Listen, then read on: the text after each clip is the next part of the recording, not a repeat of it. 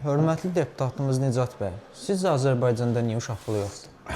Birincisi, xoş gəlmisiniz mənim ofisime. İkincisi, bizim uşaqların hamısında pul var. Elman Nəsirovdur, Siyavuş Novruzovdur, mənim dəyərli dostum Səbu müəllimdir, Qəbələ şəhər icra hakimiyyəti. Bunların hamısında pul var. Siz necə yəni deyirsiniz ki, pul yoxdur? Mən o mənada soruşmuram. Prosta ümumi olaraq uşaq pulu niyə yoxdur? Yəni uşaq pulu deyəndə ki, uşaqlarda pul yoxdur. Yəqin siz onu soruşursunuz məndən. Var, uşaqlarda pul var. Məsələn, Emin Ağalarovun uşaqlarında pul var, Mikidə də var, o birisi oğlanda da var. Nə bilim, bu deputatların uşaqlarında da pul var. Siz kimi deyirsiniz ki, pul yoxdur? Bu məmurların uşaqlarının hamısında pul var. Kimdə pul yoxdur ki? Yəqin siz soruşursunuz ki, körpə uşaqlara niyə pul verilmir? Birinci, jurnalist olaraq siz sual verməyə öyrənin.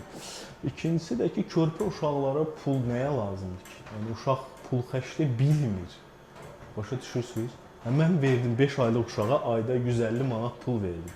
Uşaq onu xərcləyə biləcəkmi? Hı? Yox. Çünki uşaq nə danışa bilmir, nə pul nədir bilmir. Biz ona görə dövlət olaraq biz nəzərə aldıq ki, uşaqlara pul vermək lazım deyil. Əlavə rasxoddur.